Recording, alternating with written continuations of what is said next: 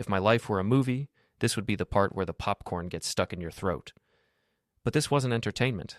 This was my Tuesday night, sitting in my worn leather recliner, watching old family videos with my kids while Jennifer worked late again at the agency.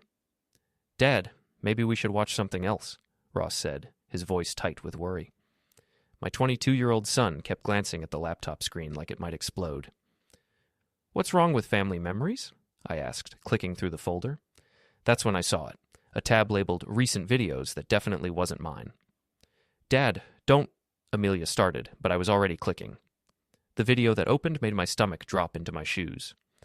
There was my wife of 23 years, Jennifer, sitting in Jake's car outside some motel, laughing and touching his face with the kind of intimacy I hadn't seen from her in months. My best friend Jake, the guy who'd been my business partner, my drinking buddy, the man who'd stood up at our wedding.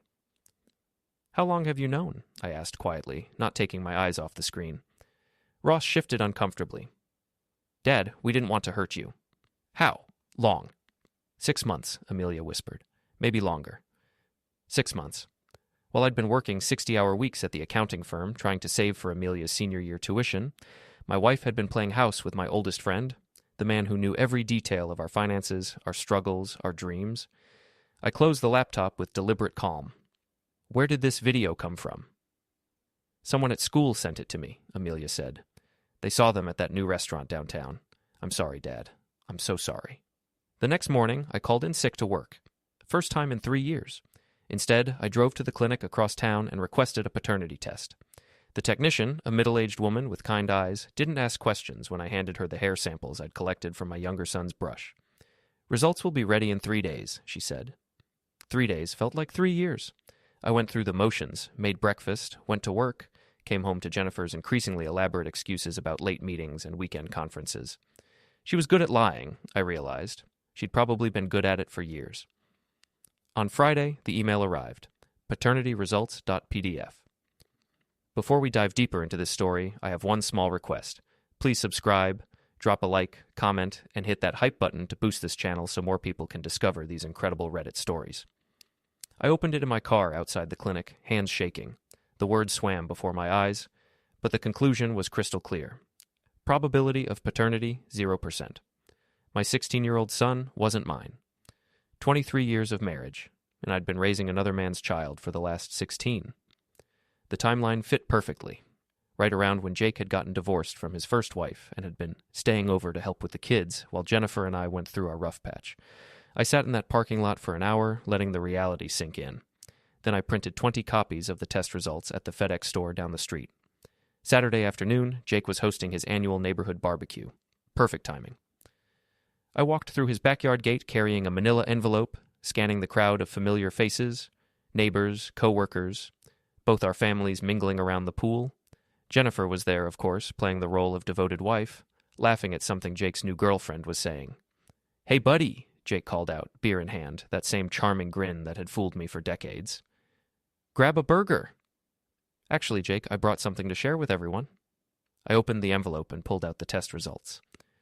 "Thought you might find this interesting." His face went pale as I held up the papers. "What's that, Tom?" "Paternity results," I said loudly enough for everyone nearby to hear.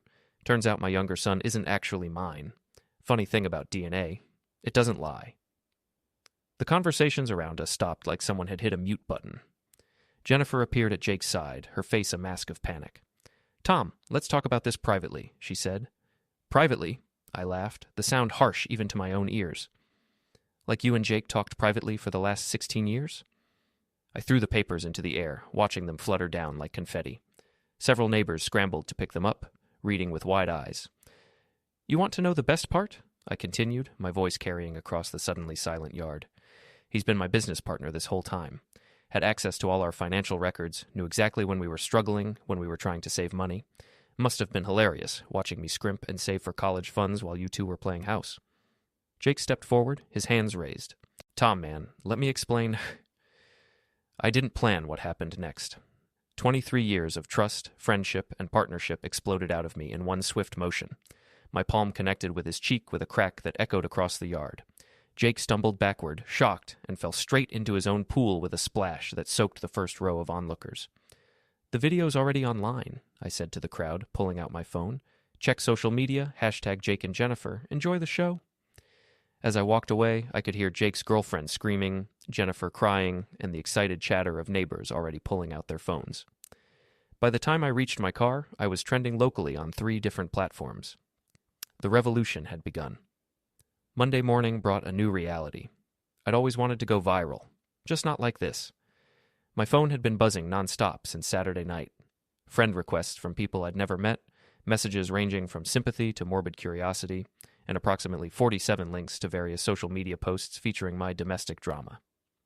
Tom Patterson exposes cheating wife and best friend, read one TikTok caption over shaky phone footage of Jake falling into the pool. It had 12,000 views. I sat in my office at Henderson & Associates, trying to focus on quarterly reports while my coworkers whispered behind my back. Every few minutes, someone would walk by my cubicle with barely concealed curiosity, like I was a zoo animal. "Rough weekend?" asked Carol from HR, appearing at my desk with that concerned expression people wear when they want gossip more than they want to help. "Could be worse," I replied, not looking up from my spreadsheet. "Could be Jake." She laughed nervously and retreated. The truth was, Jake's situation was considerably worse than mine. According to my daughter's morning intelligence report, Amelia had become my unwitting spy in this suburban war. He'd been fired from his tech job after someone anonymously sent the pool video to his entire company directory. His girlfriend had moved out Sunday morning, taking his flat-screen TV and his dignity. The neighbors were avoiding him like he had a contagious disease, and his landlord was asking questions about the lease after seeing the online drama. Jennifer, meanwhile, had transformed from guilty wife to wounded victim with Oscar-worthy performance skills. "You humiliated me in front of the entire neighborhood," she'd said when I came home Saturday night, tears streaming down her face. "How could you be so cruel?" "Cruel?" I'd laughed, the sound echoing through our kitchen. "I'm not the one who's been lying for 16 years. You pushed me to this, Tom. You work all the time. You never talk to me anymore. You made me feel invisible." Classic Jennifer. Twist the knife, then blame me for the wound. But her manipulation tactics felt hollow now, like watching a magician perform tricks after you'd seen behind the curtain.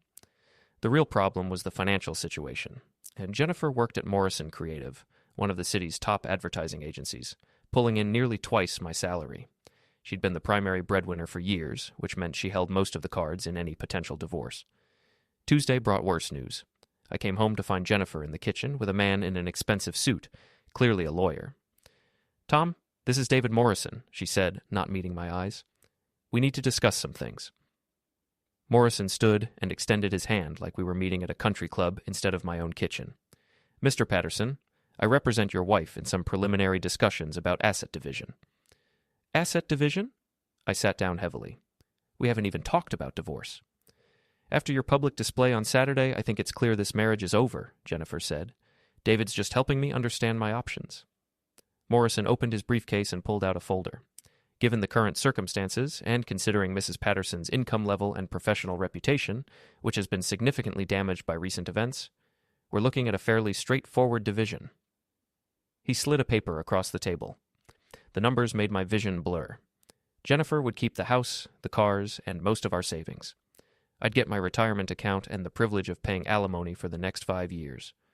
"This is insane," I said. "She's the one who cheated."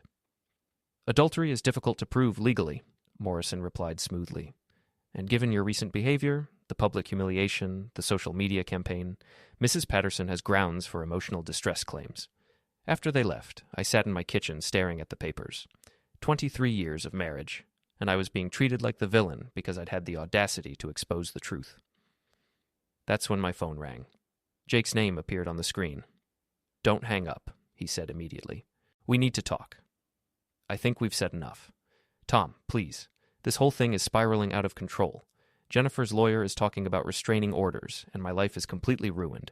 Can't we work this out like adults?" "Adults?" I laughed. "Adults don't sleep with their best friend's wife for 16 years. Adults don't father children and let other men raise them. It wasn't supposed to happen like this. It just developed over time. We never meant to hurt you." "But you did hurt me, Jake. Every day for 16 years. Every time you came to family dinners, every time you gave me business advice, every time you pretended to be my friend while you were screwing my wife." There was a long pause. "What do you want, Tom? What will it take to end this?" What did I want? I stared out the kitchen window at the life I'd built. The house I'd painted every summer, the garden Jennifer had planted, the basketball hoop I'd installed for kids who might not even be mine. I want my life back, I said finally. But since that's impossible, I guess I'll settle for making sure you both understand exactly what you've taken from me. I hung up and immediately called my own lawyer. The war was just beginning. My lawyer, Patricia Wong, had the kind of reputation that made other lawyers nervous. She was expensive, ruthless, and had never lost a custody case in 15 years of practice. Your situation is complicated, she said, reviewing the paternity results in her downtown office. But not hopeless. We need to move fast and smart. What do you mean? Your wife's lawyer is good, but he's making assumptions about your behavior. He thinks you're going to be the typical angry husband, sloppy, emotional, easy to manipulate in court. We're going to prove him wrong. Patricia laid out a strategy that was both brilliant and slightly terrifying. First, we'd document everything. Every lie, every inconsistency, every piece of evidence that showed Jennifer's deception went far beyond simple adultery. This isn't just about infidelity, Patricia explained. This is about fraud. She's been living a double life, using marital resources to support an affair, and potentially hiding assets. We need to prove she's been systematically deceiving you for years. The first step was financial forensics. Patricia hired an investigator named Mike Torres, a former police detective who specialized in following money trails. Most cheaters are sloppy with finances, Mike explained during our first meeting. Hotel rooms, restaurants, gifts, it all leaves a paper trail. We just need to know where to look. Within a week, Mike had uncovered a pattern that made my stomach turn. Jennifer had been using our joint credit card to pay for hotel rooms, expensive dinners, and weekend trips, all during times when she'd told me she was working late or attending conferences. But the real bombshell came when Mike dug into Jake's finances. He'd been making regular payments to a private account that Jennifer had opened without my knowledge. Thousands of dollars over the past 2 years, disguised as consulting fees for marketing advice. They've been planning this for a while, Mike said, showing me bank statements. Look at the timing. She opened this account right after your last promotion, when your salary increased. They knew divorce was coming, and they were hiding assets. Armed with this information, I felt something shift inside me. The hurt and betrayal were still there, but they were being replaced by something colder and more focused. Jennifer and Jake had treated me like a fool for years. Time to show them exactly how wrong they were. My first move was social media warfare, but with surgical precision. Instead of angry rants or emotional outbursts, I began posting carefully curated content that told my story with devastating effectiveness. Day 12 of discovering my wife's 16-year affair with my best friend, I wrote on Facebook, alongside a photo of the paternity results. Still processing the fact that I've been paying for another man's child's braces, soccer camps, and college fund. Amazing how people can look you in the eye and lie for decades. Truth. Betrayal. Full Nankra 16 years. The post went viral locally within hours. Friends, neighbors, and coworkers shared it with comments ranging from sympathy to outrage. Jennifer's carefully maintained public image as the successful, devoted wife began crumbling in real time. But I was just getting started. Next, I created a detailed timeline of Jennifer's lies, cross-referenced with bank statements and credit card records. I posted it as a blog on a public platform titled The Anatomy of a 16-Year Deception, a Case Study in Marital Fraud. The blog included screenshots of text messages obtained legally through our joint phone account, receipts for hotel rooms during supposed business trips, and a detailed financial analysis showing how our family resources had been diverted to support Jennifer's double life. Within 48 hours, the blog had been shared over 1,000 times. Jennifer's colleagues at Morrison Creative were reading it. Her clients were asking questions. Her professional reputation was evaporating faster than her excuses. Jake, meanwhile, was dealing with his own crisis. His landlord had evicted him after neighbors complained about the constant stream of people driving by his apartment, taking photos and videos. He'd been forced to move back in with his elderly mother, a deeply religious woman who was reportedly not taking the scandal well. I decided it was time for a more direct approach. Thursday evening, I drove to Jake's mother's house in the old part of town. Jake's car was in the driveway, and I could see him through the kitchen window, looking miserable as his mother gestured angrily. I knocked on the front door. Jake answered, his face falling when he saw me. "Tom, what are you doing here?" "Thought I'd check on an old friend," I said pleasantly. "See how you're adjusting to your new living situation?" Jake's mother appeared behind him, a tiny woman with steel gray hair and the kind of moral authority that could make grown men confess their sins. "You must be Tom," she said, her voice carrying decades of disappointment. "I've heard so much about you. Please come in." Jake looked like he wanted to disappear as his mother led me into the living room, where she'd apparently been showing him newspaper clippings about our scandal. "I raised my son better than this," she said, gesturing at the articles. 35 years I spent teaching him right from wrong, and this is how he repays me. Destroying families, lying to friends, acting like some common criminal. "Mom, please," Jake started. "Don't you, Mom, please me, Jacob Michael Torres. This man trusted you. He welcomed you into his home, his business, his family, and you repaid that trust by stealing his wife and fathering a child with her." I almost felt sorry for Jake, almost. "I just wanted to let you know there are no hard feelings," I said, pulling out my phone. "In fact, I brought something to share." I opened the video I'd prepared, a compilation of security footage from various locations showing Jake and Jennifer together over the past year, set to music with timestamps and location data. "This is going live on social media tonight," I said. "Thought you should see it first, out of respect for our old friendship." Jake's mother watched the entire video in horrified silence. When it ended, she turned to her son with a look that could have melted steel. "Get out of my house," she said quietly. "I don't care where you go, but you're not staying here another night." As I left, I could hear Jake pleading with his mother while she continued packing his belongings into garbage bags. The video went online at midnight and had 50,000 views by morning. By the third week of my campaign, Jennifer was cracking under the pressure. Her boss at Morrison Creative had called her into a meeting after clients started asking uncomfortable questions about her personal situation. The agency's reputation depended on trust and family values, not exactly compatible with a 16-year adultery scandal. "You need to stop this," she said, cornering me in our kitchen after work. "It's affecting my job, my clients, everything I've worked for." "Interesting," I replied, not looking up from my laptop where I was preparing my next blog post. "Now you know how it feels to have your life destroyed by someone you trusted?" "This is different, Tom. You're doing this deliberately, maliciously.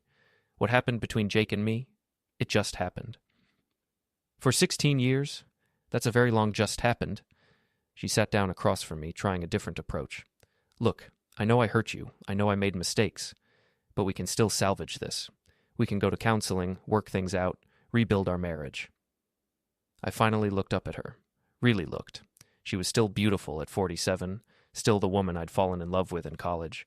But now all I could see was the lie she'd been living, the performance she'd been giving for over a decade.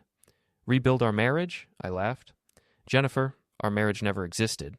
It was just you, me, and Jake in some twisted triangle where I was the only one who didn't know the rules.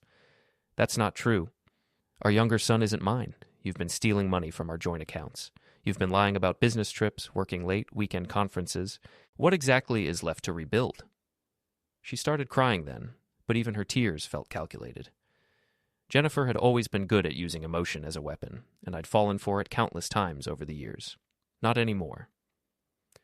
"I'm filing for divorce tomorrow," I continued. "Patricia thinks we have a strong case for fraud, given the financial deception and the paternity situation. You might want to call your lawyer." That weekend, I received an unexpected visitor. Victoria Chen, Jennifer's younger sister, appeared at my door Saturday morning with coffee and what she probably thought was a sympathetic smile.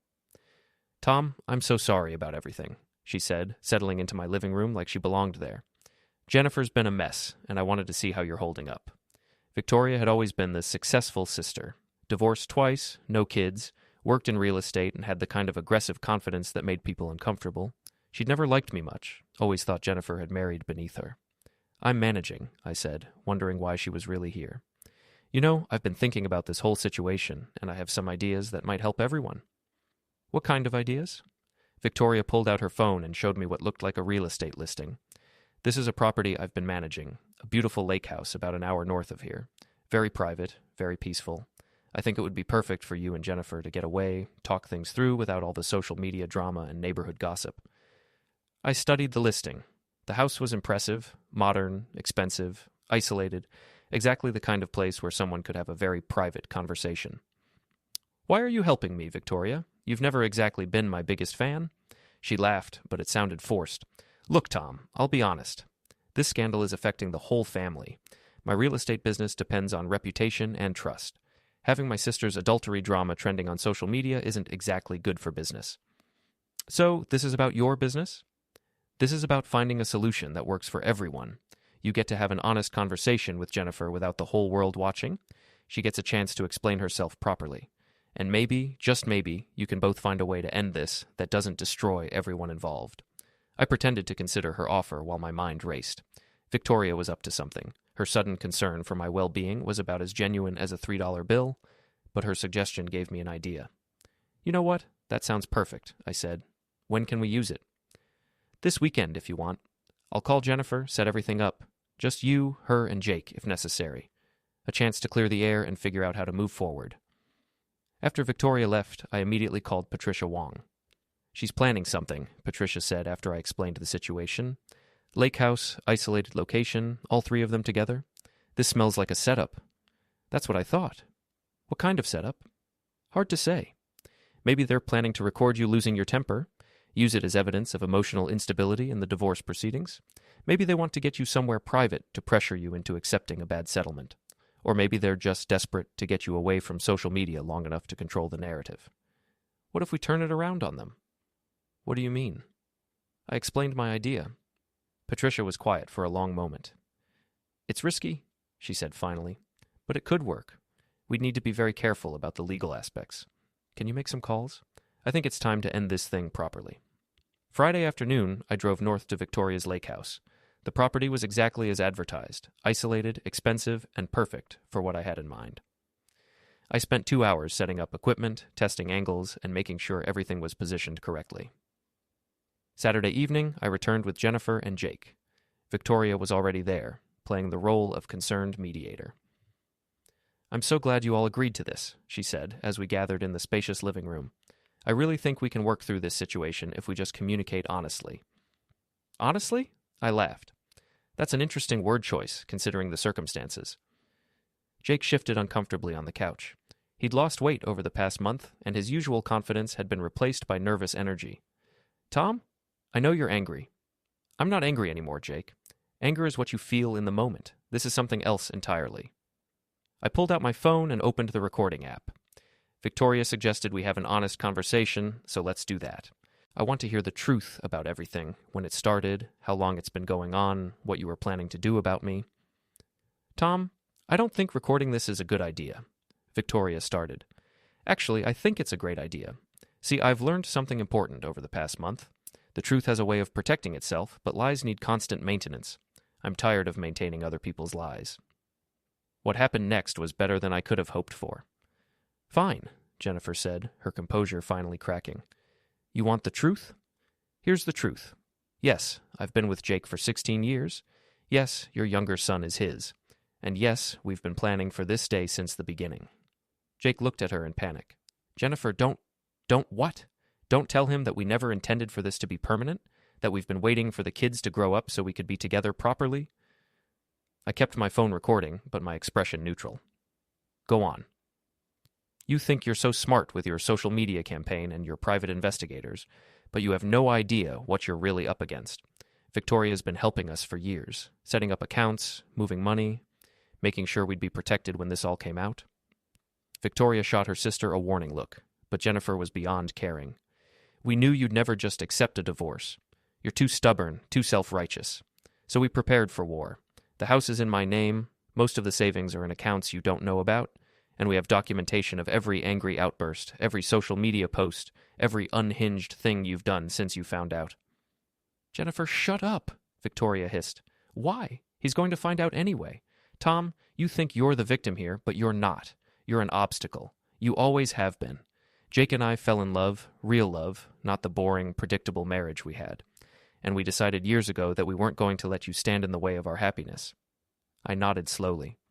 "So this was all planned. The financial hiding, the preparation for divorce, even the way you've been acting since I found out." "Of course it was planned.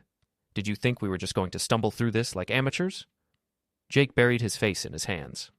"This is insane. This isn't what we agreed to." "What we agreed to?" Jennifer turned on him. "We agreed to be together, Jake. We agreed to build a life. Everything else is just details." I stopped the recording and smiled. "Thank you. That was exactly what I needed." The confusion on their faces was priceless. "You see, while you three were planning your little intervention, I was making some plans of my own." I pulled out a second phone. "This entire conversation has been live streaming to a private social media account. My lawyer is watching, my private investigator is watching, and about 50 of our mutual friends and neighbors are watching. Victoria went pale. That's illegal. You can't record people without consent. Actually, I can. This is a one-party consent state, and you invited me here for the specific purpose of having this conversation. Plus, Jennifer just confessed to financial fraud, conspiracy, and 16 years of deliberate deception on camera. I walked to the window and gestured outside. Also, you might want to look at the driveway. 3 cars had pulled up while we were talking. Patricia Wong got out of the first one, accompanied by a man I recognized as a process server. Mike Torres emerged from the second car with a camera and what looked like legal documents. The third car contained 2 people I didn't recognize but who were clearly official. Patricia thought it would be good to have witnesses for this conversation, I explained, especially since you were kind enough to confess to conspiracy and fraud in front of multiple people. Jennifer stood up, her face flushed with rage. You manipulative bastard. You planned this whole thing. I learned from the best, I replied. 16 years of watching you manipulate situations and people. I have to admit you're a good teacher. Jake finally looked up. Tom, please, we can still work this out. We can... Work what out, Jake? You just heard your girlfriend explain how I'm an obstacle to your happiness, how you've been planning to destroy my life for years. What exactly is there to work out? The front door opened and Patricia entered, followed by the process server. Mr. Patterson, we're ready to proceed. I turned back to Jennifer, Jake, and Victoria. Here's what's going to happen. Jennifer, you're being served with divorce papers that include fraud charges and a request for full financial disclosure. Every account, every hidden asset, every penny you've moved over the past 5 years. The process server handed Jennifer a thick envelope. Victoria, you're being served with papers related to your role in the financial conspiracy. My investigator has been very thorough in documenting your involvement. Victoria received her own envelope, her hands shaking. And Jake, you're being served with a paternity suit. Since you're the biological father of my younger son, you're now legally responsible for 16 years of back child support, plus ongoing support until he turns 18. Jake's face went white. 16 years of child support? At current rates, plus interest, we're looking at approximately $240,000, Patricia said helpfully. Payable immediately, or we can arrange a payment plan. I picked up my phone and ended the live stream. The recording of this conversation will be submitted as evidence in all proceedings. Jennifer's confession to fraud and conspiracy should make the divorce proceedings much more straightforward. Jennifer was staring at the papers in her hands like they might spontaneously combust. This is insane. You can't do this. Actually, I can. See, while you were busy planning to destroy my life, I was busy learning exactly what my rights are. Turns out when someone commits fraud in a marriage, lies about paternity, and conspires to hide assets, the innocent spouse has quite a few legal remedies available. Victoria finally found her voice. The live stream was illegal. None of this will hold up in court. Maybe, I said. But it doesn't matter. See, the real audience wasn't the court system. The real audience was everyone who's been watching this drama unfold for the past month. Your clients, Victoria, Jennifer's colleagues and clients, Jake's family and friends, they all just watched you confess to years of conspiracy and fraud. I walked toward the door, then turned back. Oh, and one more thing. The lake house? I bought it this afternoon. Cash offer, full asking price. Victoria's client was very motivated to sell quickly, especially after I explained the situation, so you're all trespassing on my property. The look of absolute shock on Victoria's face was worth every penny. You have 30 minutes to collect your things and leave. After that, I'll be calling the police to report trespassers. As I walked outside to join Patricia and Mike, I could hear raised voices from inside the house. Jennifer screaming at Victoria, Jake trying to calm everyone down, and Victoria apparently having some kind of breakdown. How do you feel? Patricia asked. I thought about it for a moment, listening to the chaos behind me, looking out at the lake that was now mine, thinking about the life I was going to build from the ashes of the old one. Honestly, I feel free. The war was over. I had won. But more importantly, I had learned something valuable about myself. For 23 years, I had been the accommodating husband, the understanding friend, the guy who kept the peace and avoided conflict. I had been so afraid of being alone that I had accepted being lied to, manipulated, and betrayed. Those days were finished. As we drove away from the lake house, leaving Jennifer, Jake, and Victoria to sort out the wreckage of their conspiracy, I realized that this wasn't really an ending. It was a beginning. The divorce would be finalized within 6 months. Jennifer would lose the house, most of the savings, and her reputation. Jake would be paying child support for the next 2 years while trying to rebuild his career from nothing. Victoria would likely lose her real estate license once the ethics board reviewed her involvement in the financial fraud. My younger son, when he turned 18 in 2 years, would have the choice of maintaining a relationship with me or pursuing one with his biological father. I hoped he would choose me, but I would respect whatever decision he made. My older son and daughter had already made their positions clear. They were disgusted by their mother's behavior and proud of how I had handled the situation. "Dad," Amelia had said after watching the live stream, "I never knew you were such a badass." Ross had been more direct. Mom and Jake got exactly what they deserved. As for me, I had the lake house, a successful accounting practice, and the kind of hard-earned wisdom that only comes from surviving betrayal and coming out stronger on the other side. I also had something else, a story that had captivated the entire community and turned me from a laughingstock into something of a local legend. The man who had outsmarted the cheaters, who had turned the tables on a 16-year conspiracy, who had proven that sometimes the nice guy doesn't finish last. He finishes victorious. The next morning, I woke up in my new lake house, made coffee, and sat on the deck watching the sunrise over the water. For the first time in months, my phone wasn't buzzing with notifications, messages, or social media updates. It was quiet, peaceful, perfect. I was 49 years old, divorced, and starting over. But I was also free, vindicated, and surrounded by people who respected what I had accomplished. Most importantly, I had learned that I was capable of much more than I had ever imagined. The quiet accountant who had been taken advantage of for decades was gone. In his place was someone harder, smarter, and infinitely more dangerous to anyone who might try to deceive him. I raised my coffee cup in a toast to the lake, to my new life, and to the 3 people who had inadvertently taught me exactly how strong I could be when pushed too far. "Thank you," I said aloud, "for showing me who I really am." Then I went inside to start planning my new life. The reckoning was complete.